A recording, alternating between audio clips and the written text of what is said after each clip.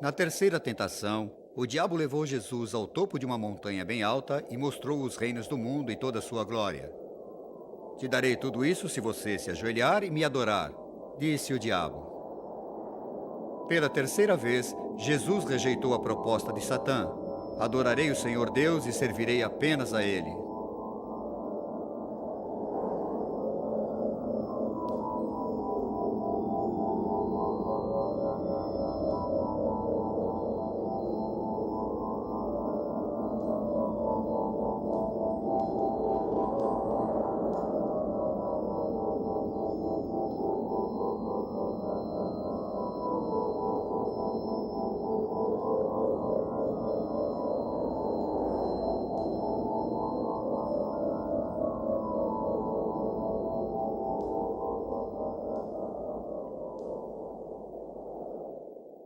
As tentações vivenciadas por Jesus não eram aquelas que esperaríamos ter que vivenciar, pois a intenção era que ele fosse tentado a criar o reino de Deus aqui na terra, utilizando métodos errados.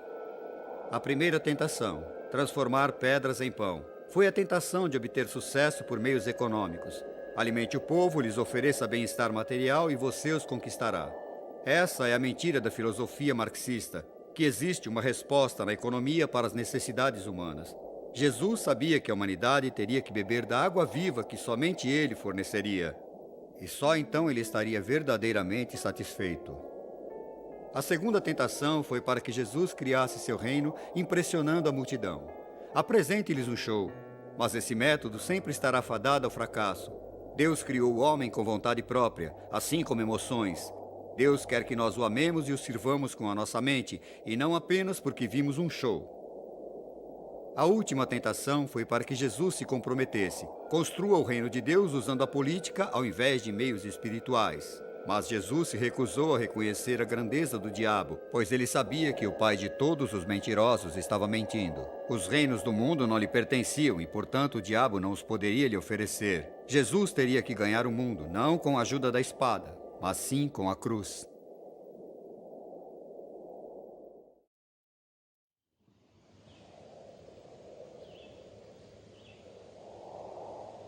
Quando Jesus foi batizado, ele ouviu a voz de Deus. Quando ele foi tentado no deserto, ele ouviu a voz do diabo. Ele realmente viu Deus? Ele realmente viu o diabo? Ao refletir sobre isso, me parece que quando ouvimos o diabo falando conosco, estamos, na verdade, ouvindo a nós mesmos. Quando ouvimos Deus falando conosco, estamos ouvindo dentro de nós. No seu batizado e também nas suas tentações, Jesus não estava sendo apenas batizado e tentado para seu próprio bem, mas para o nosso. Um dos escritores do Novo Testamento, do livro dos Hebreus, entendeu isso. Ele disse: nós não temos um sacerdote superior incapaz de nos ajudar.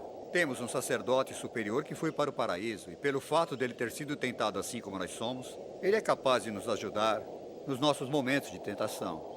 Pois apesar de ele não ter pecado, foi tentado em todos os aspectos, assim como nós somos, e dessa forma pode nos ajudar em nossos momentos de tentação. Eu acho que é importante lembrar que foi imediatamente após a sua maior prova de devoção a Deus, o seu batismo, que teve a sua mais forte tentação. A tentação vem nos momentos em que fisicamente estamos fracos, e espiritualmente, talvez, muito devotos. O diabo somente deixou Jesus por um momento. As tentações continuariam pelo resto da sua vida. E todo cristão sabe que as tentações sempre continuam. Mas foi bem aqui do Rio Jordão, onde Jesus deu início aos 3 anos de ministério. Foi exatamente daqui, do Jordão, que ele com persistência pôs na cabeça a ideia de ir a Jerusalém e até a cruz.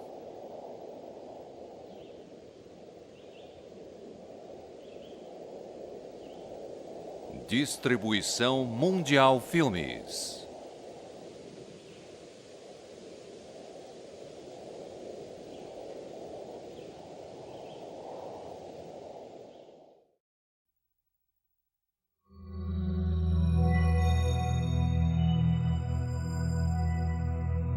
Descobrindo Jesus, Volume 2. Episódio 4. Os discípulos de Jesus.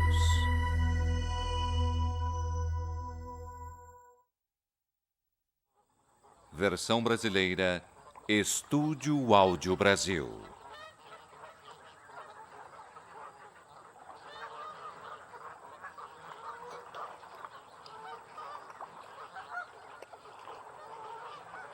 Durante anos, o Mar da Galileia foi fonte de renda certa e constante para aqueles que moravam às suas margens. Todas as noites, durante séculos, pescadores preparavam seus barcos para passar a noite pescando no lago.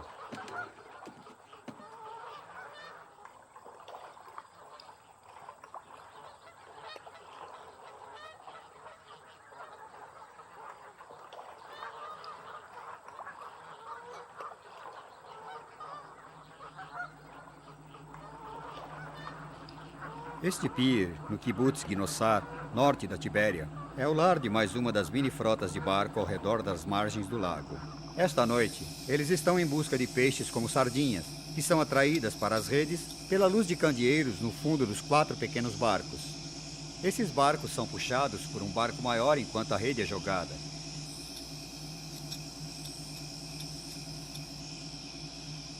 Com as inovações de hoje, luzes modernas e radares tornam o trabalho muito mais fácil. Porém, os pescadores mudaram pouco desde a época de Jesus.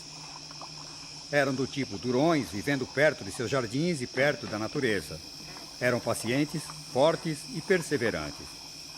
Quando Jesus começou a formar um pequeno grupo de discípulos no início da sua campanha, ele primeiramente veio até aqui, para a costa da Galileia.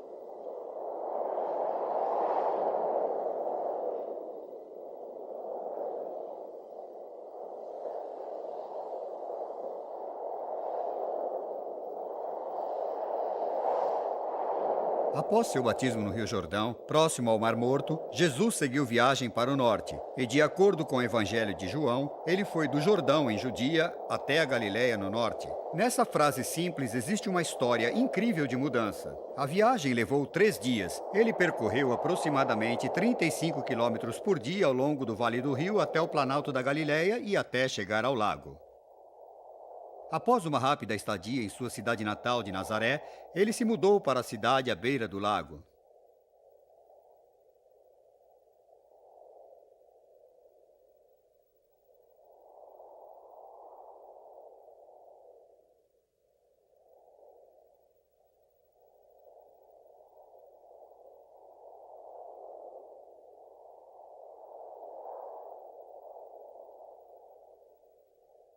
O Mar da Galileia tem a forma de uma pera, 20 quilômetros de comprimento e cerca de 12 quilômetros de largura. A cidade de Tibéria, que tem sido um balneário há milhares de anos, tinha população acima de 40 mil habitantes e 230 barcos nos tempos de Jesus. Os peixes de Tibéria eram salgados e vendidos para a Itália e Grécia. Até hoje, a pesca continua sendo uma das maiores atividades desta cidade antiga.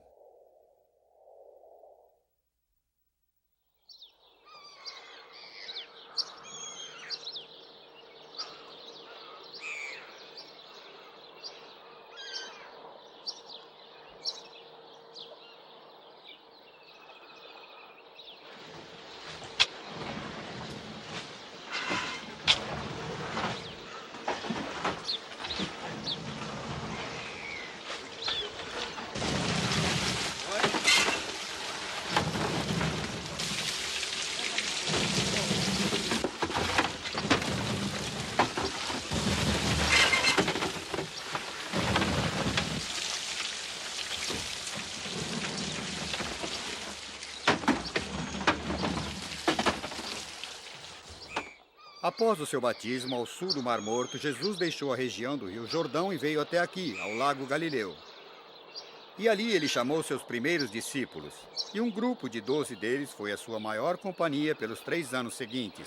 E depois de sua condenação e ressurreição, eles levaram a mensagem pelo mundo. Que grupo memorável de homens eles eram! Primeiro de todos tinha André. Ele foi um discípulo original e durante toda a sua vida, André sempre foi uma pessoa obediente. Acredito que ele tenha sido uma pessoa doce. Pois quando olho para a vida de André, o vejo sempre apresentando alguém a Jesus. Primeiro ele ouviu João Batista dizer: Cordeiro de Deus que tira os pecados do mundo. Depois ele chamou seu irmão Pedro e disse: Encontramos o Messias. E levou seu irmão a Jesus. Em seguida ele encontra uns gregos e os apresenta a Jesus. E há também a história do garoto com o pão e o peixe, vocês se lembram? E ele apresenta o garoto a Jesus. Ele sempre foi obediente. E foi André que passou o resto de toda a sua vida na Macedônia, na parte norte da Síria, no Mar Negro, pregando a palavra de Jesus e, por fim, no norte da Grécia. Ele foi crucificado pela sua fé, em uma cruz em forma de X, conhecida para sempre como Cruz de Santo André. Utilizamos até hoje, é claro, na bandeira da Grã-Bretanha e da Austrália. Seu irmão Pedro, que se tornou o líder dos discípulos, foi um homem extraordinário. Forte, tempestuoso, argumentador, um homem que naturalmente se tornou um líder diante dos outros. Ele sempre foi colocado em primeiro lugar na lista dos 12 discípulos e acredito que isso se deu porque viram nele um homem de grande liderança. Após a ressurreição, ele pregou a palavra de Jesus por todo o mundo. Mas, diferentemente do apóstolo Paulo, ele não tinha ninguém com ele para documentar as viagens e os trechos percorridos e por isso sabemos muito pouco sobre ele. Com exceção de que, ao fim da sua vida, ele estava em Roma, para onde retornou, e onde foi processado e morto, crucificado de cabeça para baixo, pois ele não se considerava digno de ser punido da mesma maneira como seu mestre. 2 outros irmãos vieram da mesma região. Eles estavam em um desses barcos que puxam outros menores quando Jesus apareceu diante deles. Eles estavam costurando as redes e Jesus disse: Venham, sigam-me. E eles imediatamente largaram as redes de seu pai Zebedeu e seguiram Jesus. Eles eram argumentadores e pessoas do tipo tempestuosas. Na verdade, eles costumavam brigar com tanta frequência que ficaram conhecidos como filhos do trovão. Um deles, Tiago, foi decapitado pelo rei Herodes I. E o outro, João, ficou conhecido como discípulo do amor. Ele escreveu as cartas do Novo Testamento, o livro da Revelação, e foi morto, cozido em óleo, como um homem velho da ilha de Patmos. E seu corpo foi levado a Éfeso, onde foi enterrado. Esses foram os primeiros 4 discípulos escolhidos por Jesus.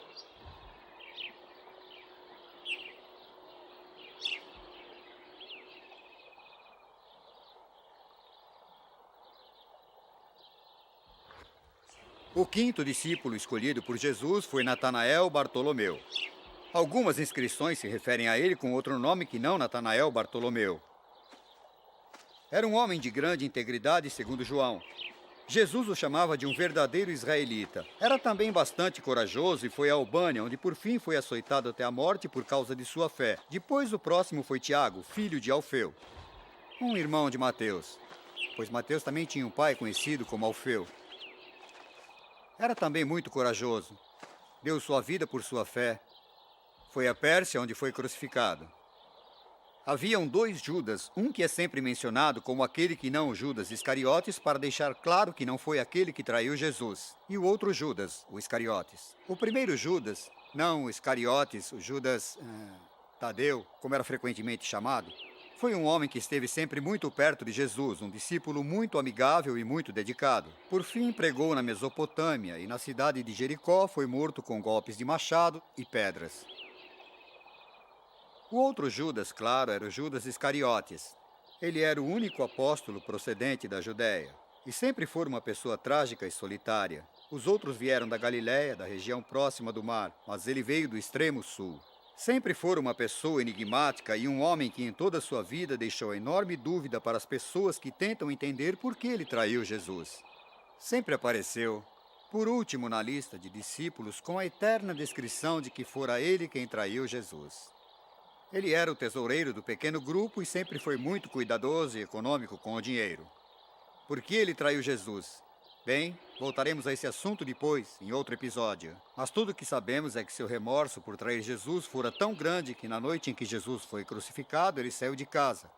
E usando seu próprio cinto, ele se enforcou em um galho de árvore no alto de um enorme penhasco. Os escritores contam que o cinto quebrou e ele caiu sobre um grande rochedo. E utilizando as palavras da Bíblia, todas as suas vísceras se derramaram.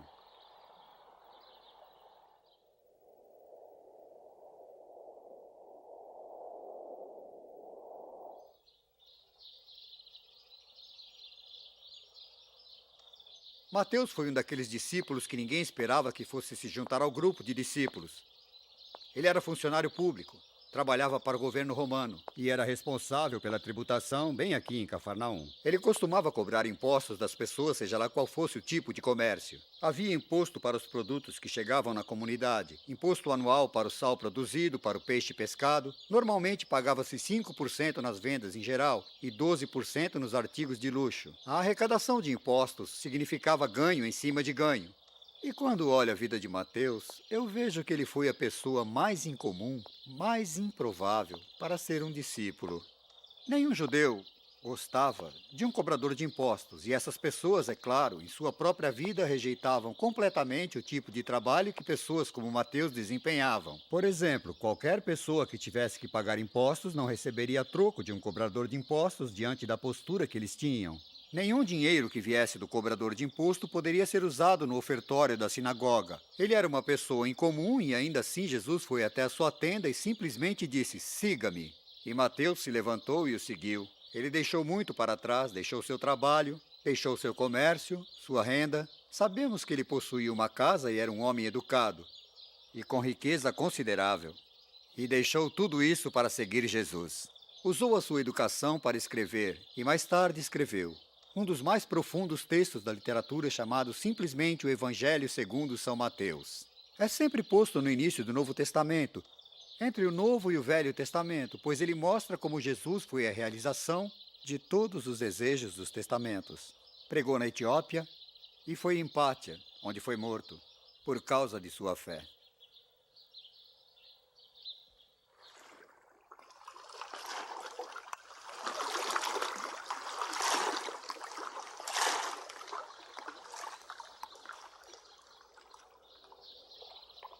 Jesus chamou 3 outros discípulos da região do lago da Galileia. Ele chamou Filipe mais ao sul. No momento do seu batismo, Filipe testemunhou o batismo de Jesus e pouco tempo depois ele chamou Natanael também para ser seu discípulo. O interessante de Filipe é que ele estava sempre fazendo perguntas. Do outro lado do lago aqui, ele queria saber onde iriam conseguir o pão e o peixe para alimentar tantas pessoas. Ele perguntou a Jesus como ele saberia quem era o Pai e como Jesus falaria sobre a verdade da vida. Ele se tornou um belo pregador do Evangelho e foi à Pérsia e por fim foi crucificado por causa de sua fé em Herápolis. Um outro discípulo bastante interessante foi Simão Zelota. Onde Jesus conheceu Simão Zelota nós não sabemos, mas ele era um rapaz incrível. Ele, assim como tantos outros pescadores da região, estava sempre conversando sobre política e religião. Ele poderia discutir com o melhor de todos e juntou-se ao seleto grupo de zelotas, como eram conhecidos, e que haviam prometido que em qualquer ocasião, diante de um colaborador do governo romano, iriam apunhalá-lo pelas costas. Ele era um ativista político, um revolucionário. Jesus o chamou para ser parte do grupo de discípulos e eu só imagino como ele se saiu na primeira vez que conheceu Mateus. Um discípulo irmão. E Mateus, vocês lembram, era um cobrador de impostos, colaborador do governo romano. Eu acho que foi a primeira vez em que pessoas que seguem a palavra de Jesus descobriram que, apesar das suas diferenças políticas, raciais, econômicas e de formação, existia uma fraternidade quando se tratava de reconhecer Jesus Cristo como Senhor. Bem, ele pregou pela África e Egito. E, finalmente, Simão Zelote foi crucificado em algum lugar no Egito. O último discípulo foi Tomé, claro. Tomé sempre foi conhecido como Tomé o Dídimo. Ele expressava mais dúvidas do que qualquer outro. Ele disse no momento da ressurreição que não tinha nem ouvido ou visto pessoalmente o Cristo ressurgido. E ele disse: "A menos que eu possa ver as cicatrizes e marcas dos pregos e que eu possa colocar meus dedos nas chagas e minhas mãos nele, eu não acreditarei." E depois, é claro, Jesus apareceu para ele poucos dias depois. E Tomé resolveu: Não a maior das dúvidas, mas a maior das convicções. Meu Senhor, meu Deus, ele disse. Então ele foi ao chão e o adorou. Tomé duvidou. E para que nós não façamos o mesmo, ele duvidou que poderíamos acreditar.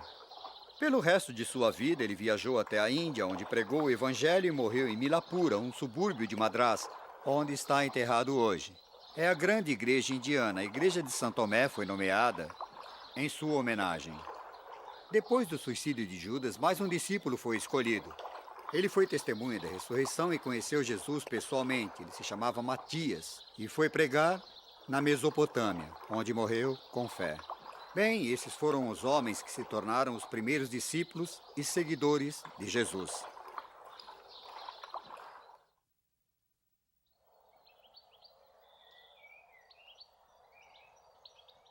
Se ele foi o Filho de Deus, você pergunta, por que discípulos? 2 motivos. Primeiro, ele queria que a sua mensagem se espalhasse pelo mundo. E qual outra maneira melhor do que ter um grupo de amigos que conhece seus ensinamentos e passe para outras gerações? Ele queria que sua palavra fosse espalhada mundo afora. E seus leais discípulos conseguiram fazer isso. Não há dúvida, eles foram eficientes. Até a data da morte de João, foi estimado que havia aproximadamente 1 milhão de cristãos espalhados pelo mundo romano. Jesus escolheu seus discípulos de 3 maneiras. Primeiramente, ele apenas chamou qualquer pessoa que quisesse juntar-se a ele. Siga-me, disse ele. Com frequência, ele chamou indivíduos, mas chamou também grupos de pessoas. Venham, sigam-me, venham a mim. Eram convites abertos a todos. E então, depois de chamá-los, ele escolheu diante dos que queriam segui-lo, aqueles para quem ele ensinou com mais cuidado. Muitos são chamados, poucos serão escolhidos, disse ele. E diante do grande número de convidados e do pequeno grupo de escolhidos, ele então selecionou um grupo ainda menor que seriam os seus apóstolos. Queriam levar sua mensagem pelo mundo. Selecionou essas pessoas para levar a sua mensagem, para pregar, ensinar, curar, ir pelo mundo, proclamando o Evangelho. Em uma ocasião, ele enviou para os morros que rodeavam o lago 70 pessoas para pregar, ensinar e curar. E depois, é claro, ele escolheu e selecionou os 12, que não seriam mais chamados de discípulos, mas sim de apóstolos. Esses 12 viajaram com ele durante 3 anos por toda a Galiléia. E enquanto viajavam com ele, passavam dias e noites. Noites de oração nas montanhas, dias ensinando e pregando, trabalhando nas sinagogas, sempre falando para multidões. Todos os anos iam a Jerusalém. E claro, sempre que se distanciavam dessa comunidade aberta e cosmopolita da Galiléia, até as altas montanhas de Jerusalém, para o ortodoxo da fé religiosa, lá encontravam oposição. E cada vez que Jesus for atacado, por causa da sua atitude liberal diante das antigas doutrinas, ao ser crucificado, seus discípulos com medo fugiram. Um o negou, um o traiu, e os outros fugiram. Mas o impacto da ressurreição foi tamanho que eles voltaram com coragem e determinação e levaram sua mensagem por todo o mundo, proclamando o Evangelho.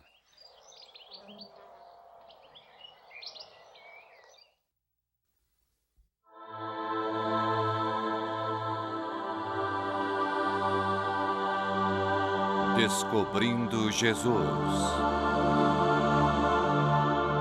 Episódio 5. Os ensinamentos de Jesus.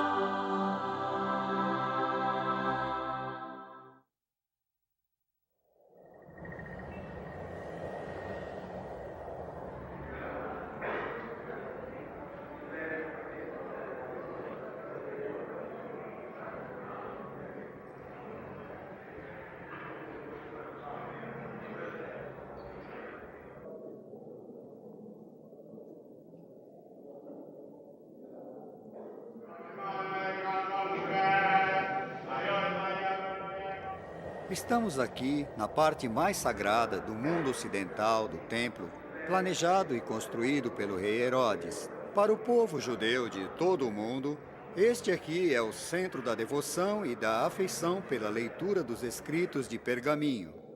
Este é o Salão dos Escritos, onde os famosos e lindos textos antigos do Toral das doutrinas estão guardados. Essa parede do templo foi construída pelo rei Herodes durante a vida de Jesus. A parede do templo tem 600 metros de altura e acima de nossas cabeças, o grande templo foi construído. Foi para este templo que Jesus veio quando criança e foi aqui que ele discutiu questões sobre as doutrinas com os grandes doutores da fé. Aqui nos escritos do Torá estão guardados 5.000 anos de história judaica e crença religiosa. Jesus conhecia esses escritos. Ele os leu e ensinou a partir deles. E foi com sua interpretação das novas promessas de Deus sobre a graça e o amor, vistas sobre a fé, que o levaria a conflitos com os rabinos ortodoxos e com as desigualdades de seus dias.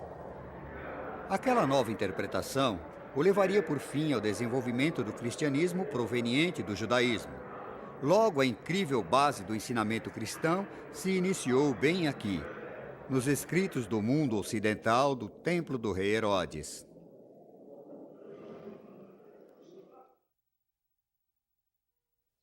Entre a Tibéria e a antiga cidade de Cafarnaum, às margens noroeste do Mar da Galileia, fica o Monte das Beatitudes, local para o qual Jesus trouxe um novo sentido para a doutrina de Moisés e dos profetas.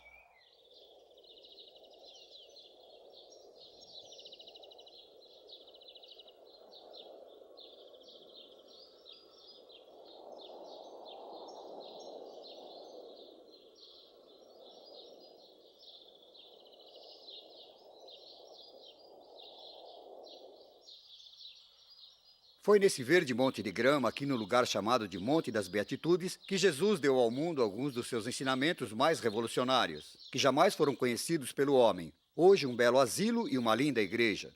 Conhecida como a Igreja do Monte das Beatitudes, serve para nos lembrar a mais poderosa exposição já apresentada às pessoas, e foi chamada de o Sermão da Montanha. Houve um tempo quando Mahatma Gandhi foi questionado quando estava na Índia pelos seus seguidores. Qual era o segredo de sua tamanha força e poder? E tirando debaixo da sua vestimenta um pequeno livro, ele o mostrou às pessoas e Mahatma Gandhi indicou que aquilo era uma cópia do Sermão da Montanha, das palavras de Jesus. Depois de refletir durante um tempo, os ensinamentos de Jesus me parecem ser tão diferentes de qualquer pessoa e tenho certeza que você concorda. Para começar, são informais. Não eram como de um professor na universidade que escreveu livros, apresentou palestras e escreveu longas dissertações. Seus ensinamentos eram bastante informais e ele andava enquanto falava com as pessoas, embaixo de uma árvore ou à beira do mar. Ele era um professor criativo e falava sobre a vida e sobre as coisas que as pessoas podiam ver ao seu redor. Pássaros no ar, lírios no campo. Ele era bastante visual, capaz de falar sobre um lavrador a caminho do trabalho ou um semeador e suas sementes. E as pessoas podiam ver os ensinamentos nas suas mentes. Mas eram ensinamentos bastante autoritários. E ele era capaz de dizer às pessoas: vocês ouviram de outra forma, mas eu estou dizendo para vocês. E havia uma certa autoridade naquilo que Jesus dizia. Era bastante simples. E todos podiam entendê-lo. É claro que aí está o segredo dos ensinamentos de Jesus. Eram tão simples que até uma criança poderia entendê-los, e tão profundos que até o mais sábio dos homens não o dispensaria. Me parece que os ensinamentos de Jesus eram como explosivos com longos fusíveis. Você começa a pensar, e pensa mais um pouco, e eis que de repente ele explode, com longos e maravilhosos poderes.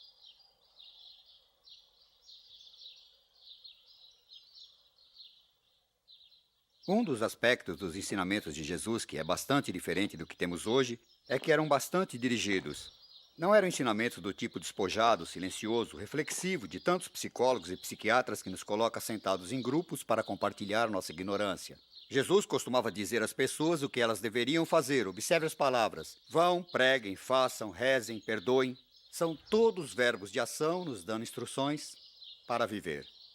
E uma última coisa que eu gostaria de mencionar é que os ensinamentos de Jesus eram tão práticos e tinham a ver com o aqui e agora. Não eram coisas que iriam gerar benefícios após a morte, ou coisas que iriam fazer toda a diferença a médio ou a longo prazo. Apesar de tais coisas estarem inclusas nesses ensinamentos, mas envolviam coisas do tipo como viver a sua vida na Terra agora, com vizinhos difíceis, com pessoas que são chatas por terem autoridade sobre você, ou então como você lidar com a vida tendo baixa renda. Ou como conseguir se manter quando se está desempregado.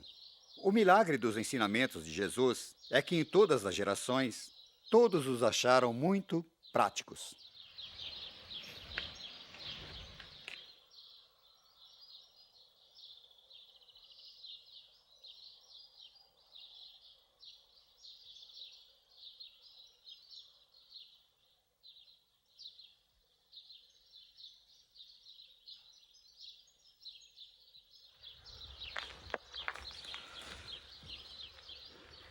Ao longo da série, temos mostrado uma nova visão dos ensinamentos de Jesus. Me parece que seus ensinamentos estão em 5 categorias.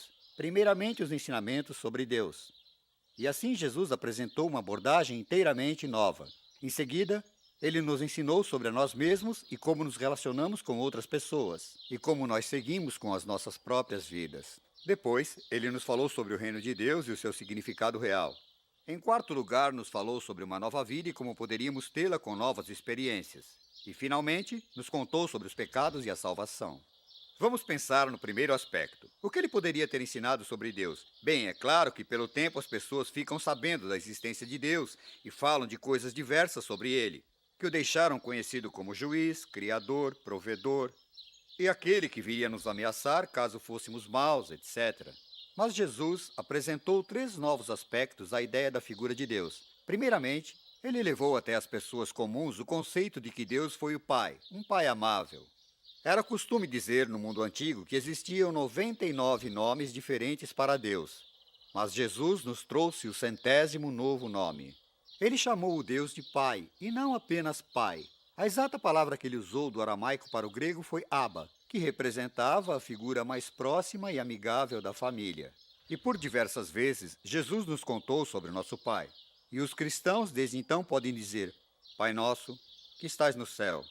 Em segundo lugar, ele nos falou que a natureza de Deus era de amor, que Deus olharia por nós. Ele cuidaria de nós com amor, mesmo sendo bons ou maus, Deus nos responderia e ele realmente nos amava.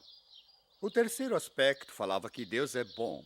Claro que quase todos sabiam que Deus é bom, mas ele enfatizava o fato que a bondade de Deus poderia ser encontrada em nossa vida e que também seria possível que nós fôssemos bons e que Deus queria que nós compartilhássemos a sua bondade. Consequentemente, se nos afastássemos de Deus, seria como um filho que estivesse longe de casa ou um carneiro perdido longe do rebanho.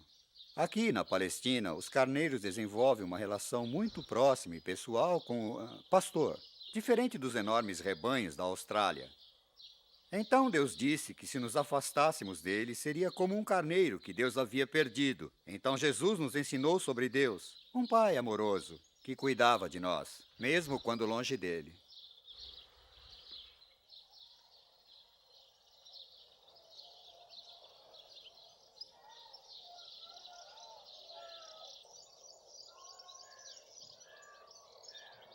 E quando Jesus encontrou uma pedra apropriada, ele sentou-se com suas costas viradas para o vento e se dirigiu à imensa multidão, e falou em uma das mais marcantes coleções de ditos já registrada na humanidade. Ele nunca esqueceu. Ele disse: Felizes de vocês que são pobres de espírito, pois vocês herdarão a terra. Felizes de vocês que têm a mente humilde e pura, pois vocês verão Deus. E ele falou sobre a natureza dessa alegria que nós teríamos. Depois refletiu sobre as doutrinas do Antigo Testamento e disse: Já ouviram o que foi dito? E então listou algumas coisas. O adultério, por exemplo. Já ouviram o mandamento: não cometerás adultério. Mas eu vos digo, nem olhem para uma mulher com luxúria, pois já estarão cometendo adultério no coração. Falou ainda em como devemos controlar nossa raiva, e como a raiva deve ser propriamente expressada, sobre o adultério e também sobre o divórcio. Ele levantou a questão de viver alimentando o sentimento de vingança contra outras pessoas, e o que isso causa em nós, e levantou de forma positiva a questão de amar aquelas pessoas que usam você com malícia e cuidar do próximo. Depois, de maneira esplendorosa, ele ensinou as pessoas a rezar, dizendo: Pai nosso que estais no céu, bendito seja vosso nome. E após a reza, ele falou sobre o jejum e de como cumprir nossas obrigações em silêncio, para nós mesmos, em segredo, pois Deus sempre vê, entende e compreende o que estamos fazendo. E depois, de forma magnífica, ele nos falou sobre a ansiedade e a preocupação, principalmente sobre posses e objetos, sobre rendas, roupas, comida e bebida, e como nós parecemos como flores no campo. Confie que Deus retribuirá. E ele finalmente concluiu dizendo que nós deveríamos construir nossa vida com cuidado, sobre bases sólidas. E posso visualizá-lo contando a história de 2 casas construídas lado a lado. Uma construída sobre fundação de areia e a outra construída sobre pedras. E ele disse, quando o vento soprou e veio com a chuva e molhou tudo, Essa casa construída na areia desabou.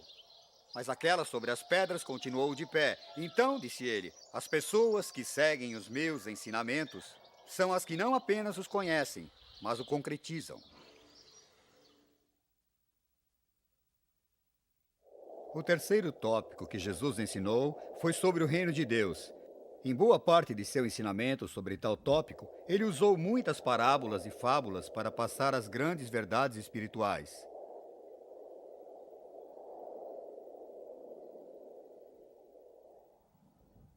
A história do semeador, cujas sementes foram jogadas em 3 tipos diferentes de solos, sempre foi muito conhecida pelos seus ouvintes. Jesus disse que o reino de Deus era como um homem que saiu para o campo e espalhou algumas sementes.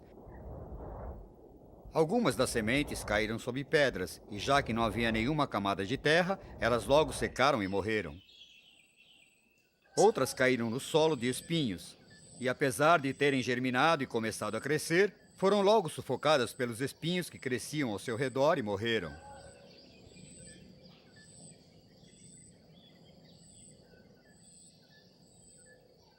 O terceiro tipo de solo onde as sementes caíram era um bom solo. Havia bastante água e terra, e as sementes foram capazes de germinar e crescer fortes e produzir uma bela colheita. Os discípulos pediram a Jesus que explicasse essa parábola para eles. O ponto que Jesus queria chegar era que apenas aqueles que realmente querem servi-lo e estão dispostos a usar o tempo para conseguir uma boa fundação farão parte do reino de Deus.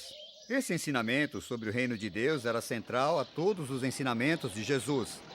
Mateus, como um bom judeu, evitava usar a palavra Deus e preferiu se referir ao reino dos céus.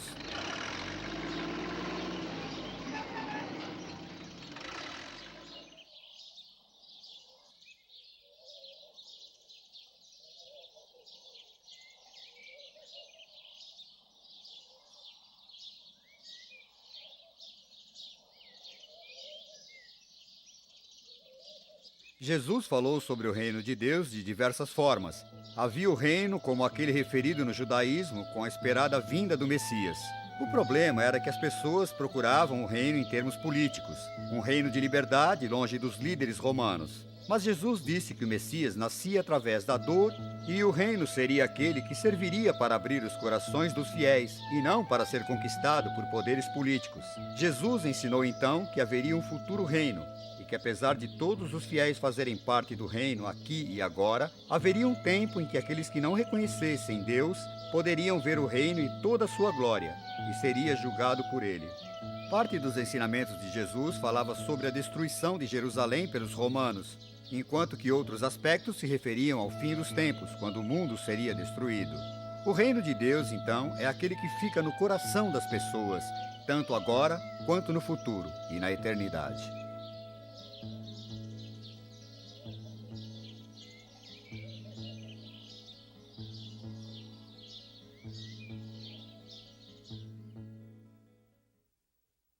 Jesus não fez todos os seus ensinamentos pela Galiléia e também nem sempre falou a grandes grupos de pessoas.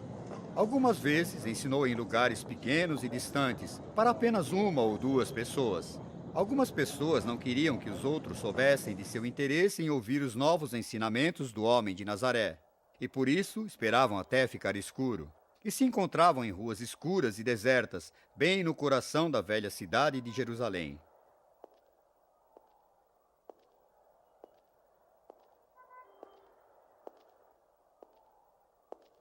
Em uma noite fria e escura, pelas ruas desertas da velha Jerusalém, a figura sombria de um fariseu caminhou para ver Jesus.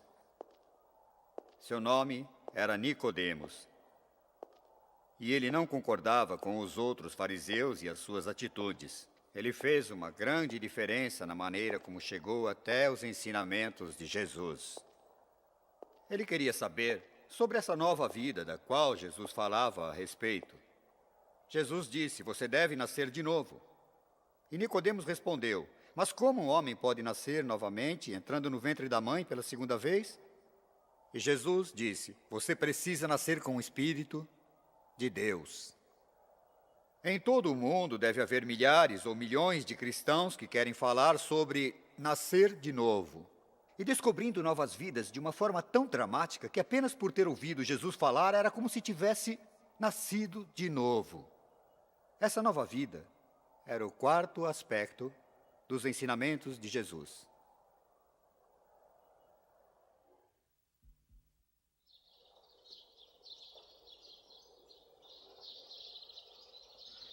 O quinto e último aspecto dos ensinamentos de Jesus tinha a ver com assuntos complicados de pecado e salvação. É um assunto delicado, pois, honestamente, no mundo ocidental, fazemos confusão nos ensinamentos de Jesus no quesito pecados. Vocês sabem que fizemos uma longa lista de pecados que não devemos cometer, mas Jesus nunca chegou a escrever uma lista com coisas que não devemos fazer. Ele não trouxe, nunca apresentou uma nova lista de mandamentos daquilo que não devemos fazer. Ao invés disso, ele nos ensinou sobre a verdadeira natureza do pecado. O pecado não é fazer algo errado, mas pecado é estar distante de Deus, estar alienado de Deus, como um carneiro que foi perdido.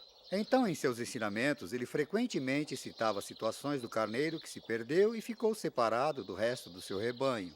Ou sobre um filho mais novo que saiu de casa e cujo pai ficou preocupado com ele. Estar separado de Deus, ou estar alienado de Deus, significa estar longe do lugar que realmente pertencemos. E o significado real do pecado é estar longe de Deus. Deus nos ama, Ele nos criou e quer que sejamos únicos com nós mesmos. Mas se você estiver longe de Deus, você está fora de si, está alienado. Psiquiatras de Nova York, a Sydney, que sempre conversam com muitas pessoas, querendo saber como eles podem encontrar reconciliação e como podem encontrar unidade com eles próprios, com o mundo onde vivem e com outras pessoas e com Deus. Este é o verdadeiro significado da salvação. Estar salvo significa estar completo, ter sido trazido de volta novamente, trazido de volta a Deus e ser o único consigo mesmo. Os psiquiatras estão sempre nos falando sobre a verdadeira natureza dessa salvação. E Jesus veio para ajudar as pessoas a serem únicas, umas com as outras e com Deus. Vejam, o que acontece é que nos preocupamos com coisas que não temos, coisas que temos. Nos preocupamos com roupas, comida, nosso trabalho, emprego, entre outros. E Jesus falou que simplesmente a verdadeira lição não era se preocupar com objetos materiais. Ao final de seu sermão na montanha, ele disse: por que você se preocupa com roupas e comida e todas as outras coisas? Deus cuida dos pássaros no ar e das flores no campo.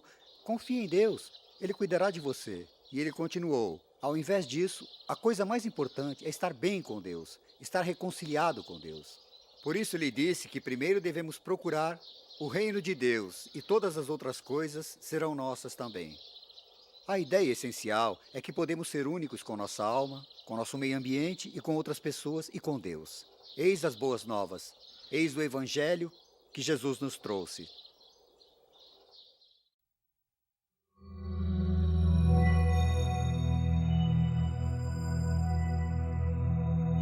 Descobrindo Jesus. Episódio 6. As curas de Jesus.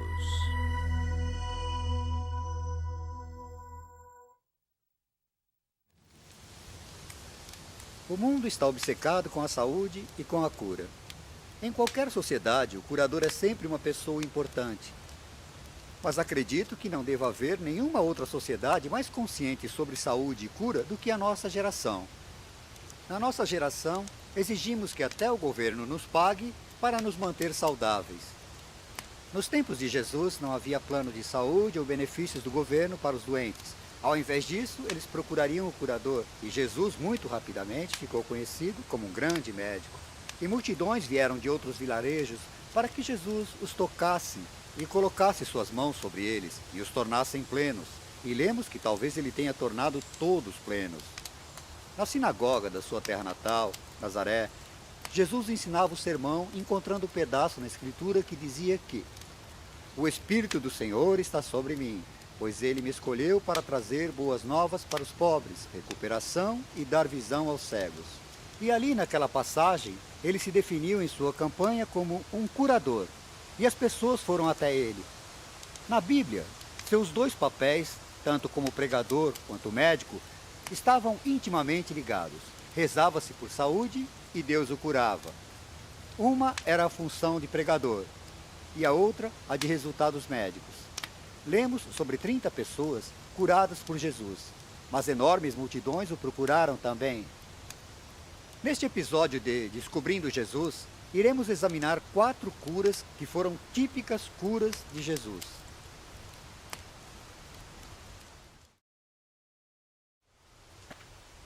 O problema da lepra é que te deixa sem o tato nas mãos, nos pés ou na sua face. Existem diversos tipos de nódulos que aparecem no corpo e então você se machuca. Você machuca o seu pé, você se corta ou derrama água fervente ou o fogo. Mas o que é pior são os ratos que se alimentam de sua carne e você não sente nada do que está acontecendo. Eu já vi ratos aqui com mais de 2 pés de comprimento.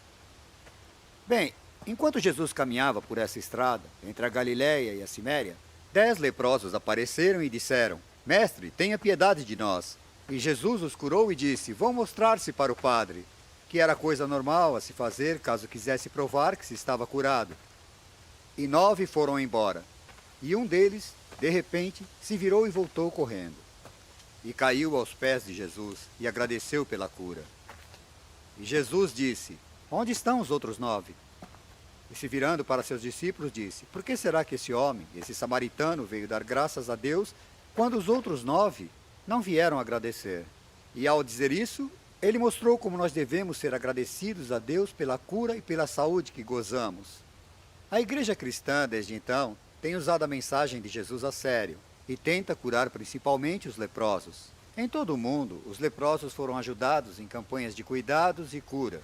E tal doença foi praticamente erradicada na maior parte do mundo, com exceção de alguns países subdesenvolvidos e, infelizmente, entre os aborígenes australianos. Onde quer que a igreja fosse, eles tocavam os intocáveis. Eles cuidaram daqueles que ninguém mais queria cuidar. Eles ergueram aquelas pessoas que estavam sendo rotuladas pela sociedade como lixo e deram amor. Existe uma palavra interessante em uma passagem sobre Jesus. Ele eleva sua mão e os toca. Toca nos intocáveis. Mas os cristãos, desde então, fizeram isso pelos leprosos, como o padre Damião, que serviu Molokai, e se tornou uma inspiração entre os leprosos, contraindo a doença para que ele pudesse se relacionar com o mal.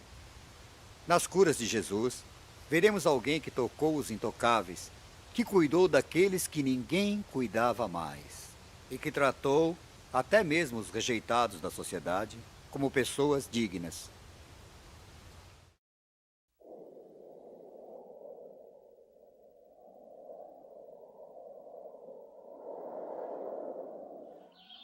Estou em uma das mais memoráveis invenções da engenharia do mundo antigo, conhecida como Túnel do Rei Ezequias. No ano de 680 a.C., o rei Ezequias ordenou que os engenheiros cavassem esse túnel, que percorre 1.750 pés aproximadamente. Em 1880, restava, portanto, apenas uma pequena porção do túnel com entrada de um pouco de água. Arqueólogos encontraram o túnel de 12 pés. Através de uma rede de túneis subterrâneos em Jerusalém, água pura e cristalina corria pela cidade, garantindo que Jerusalém teria um fornecimento adequado de água caso estivessem sitiados durante um ataque assírio ou de qualquer outro povo. Os arqueólogos encontraram no túnel o ponto onde 2 partes da rede cavadas pelos engenheiros de extremos opostos e sem ajuda de instrumentos modernos se encontravam no mesmo exato nível, bem abaixo do coração de Jerusalém. A água daqui flui até o poço de Siloã, e é lá no poço de Siloã que falaremos do segundo milagre de cura feito por Jesus.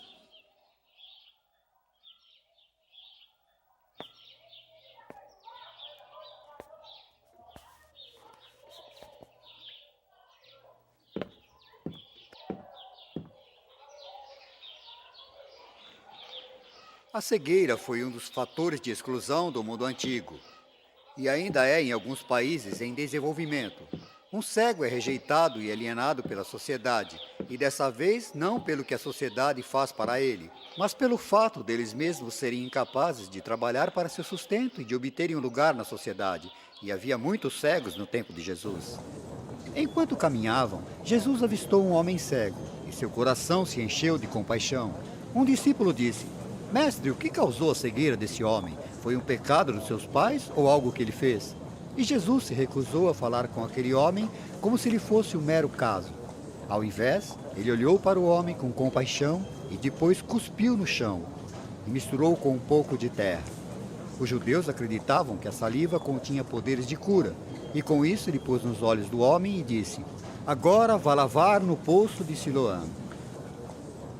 E o homem foi e lavou, bem aqui no poço de Siloã, e pôde enxergar.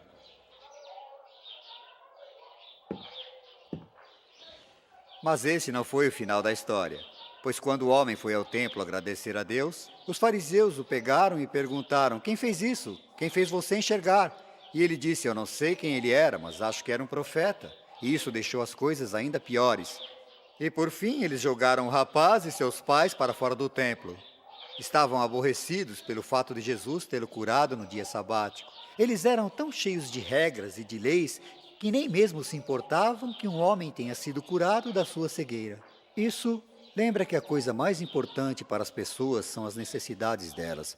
Foi isso que eu aprendi quando Jesus curou um homem cego, aqui no poço de Siloã.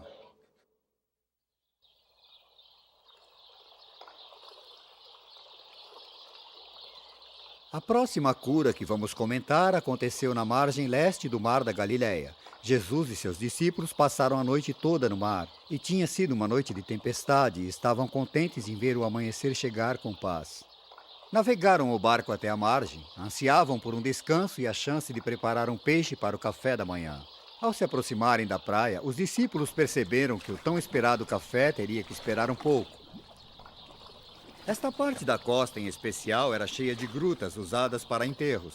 Era também o lar de um homem insano possuído pelo demônio e, logo, rejeitado pela sociedade. Foi esse homem que observou a chegada do barco com um olhar de medo e perplexidade.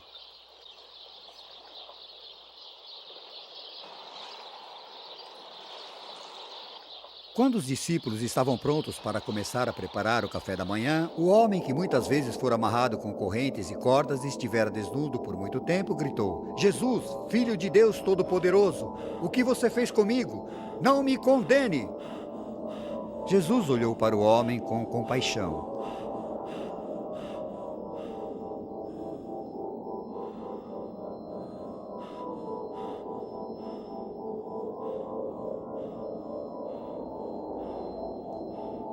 Com a postura de controle, ele ordenou que os demônios o deixassem em paz.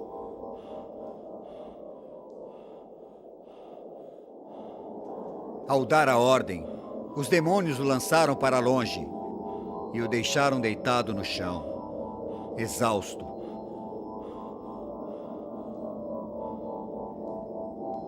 As pessoas do mundo antigo acreditam, assim como muitas nos dias de hoje, que todos os tipos de doenças mentais eram causadas por demônios. Para convencer o homem de que de fato o espírito ruim tinha deixado seu corpo, Jesus apontou para um grupo de porcos em um morro próximo. Jesus ordenou aos demônios que haviam possuído o homem que invadissem o corpo dos porcos de uma vez.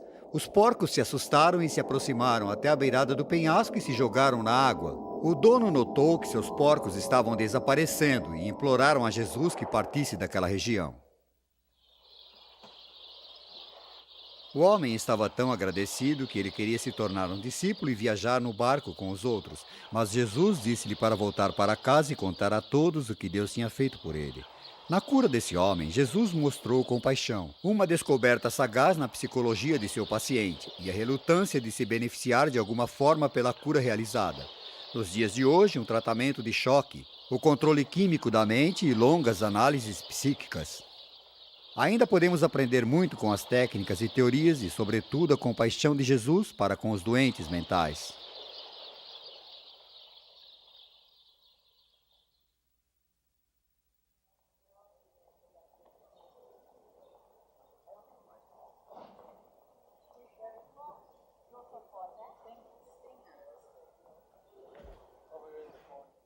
A última das curas que vamos relatar ocorreu aqui em Jerusalém, bem na sombra do grande templo.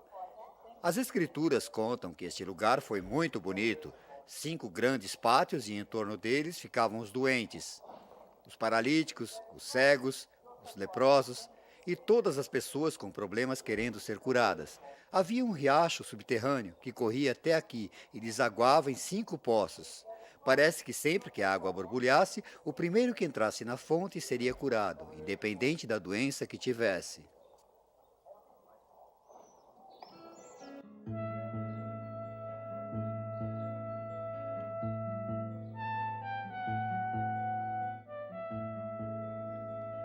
Os arqueólogos descobriram as ruínas do que eles acreditavam ser os poços mencionados na Bíblia como os poços da Bestaida. Existem ainda dúvidas em torno do local onde os doentes se posicionariam na espera para entrar no poço.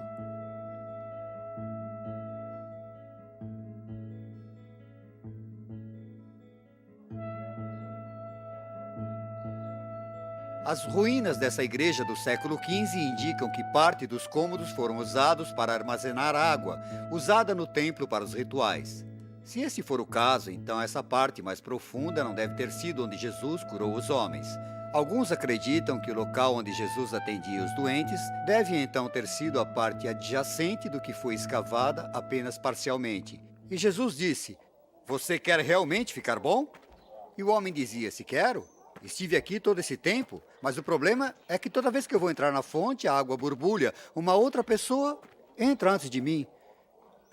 E Jesus olhou para aquele homem com tamanha compaixão. Ele disse: "Levante-se e ande." E ele o fez. E estava curado.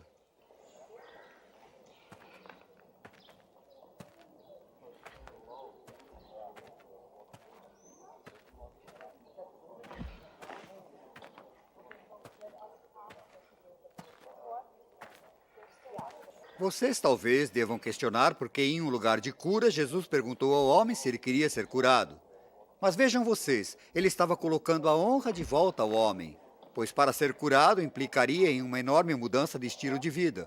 Durante 38 anos ele sentara aqui nesse local, pedindo esmolas a pessoas, ganhando a vida, enquanto esperava ser curado. Agora, depois de quase 4 décadas, ele teria que aprender a negociar, a arrumar um trabalho e adotar um estilo de vida completamente novo.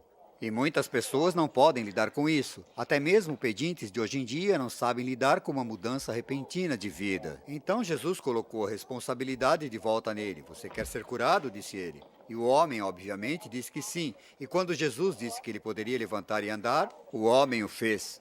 Haviam negras nuvens pelo céu. Na corte dos ortodoxos que vieram e viram um homem andando e disseram: aquele homem está quebrando o dia sabático." E foi quando eles planejaram como se livrar de Jesus.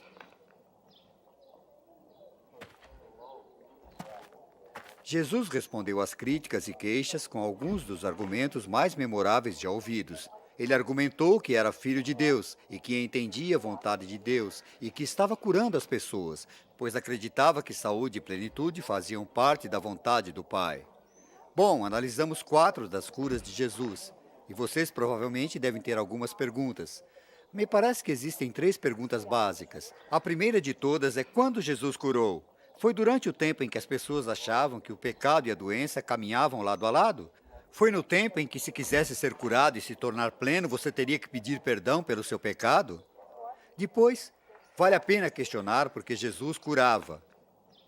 Pois Jesus não curou por nenhum dos motivos que os curadores de qualquer outra geração usariam. Ele não queria dinheiro, ele não queria a reação das pessoas, nenhum poder pessoal, nada disso. Ele simplesmente as curava, para tentar deixar as pessoas saudáveis. A terceira pergunta, creio eu, diz respeito a como Jesus curou. Existem 2 aspectos nesse caso. Primeiro, a questão da fé, que era frequentemente importante. Algumas vezes era fé nele, e sem ela não haveria milagres. Por exemplo, quando ele estava em Nazaré, foi dito que não seria possível realizar nenhuma cura ali, porque não havia fé. Às vezes era no seu método, como por exemplo, quando ele perguntava ao homem para cuspir no chão e pôr um pouco de lama nos olhos. Era o método.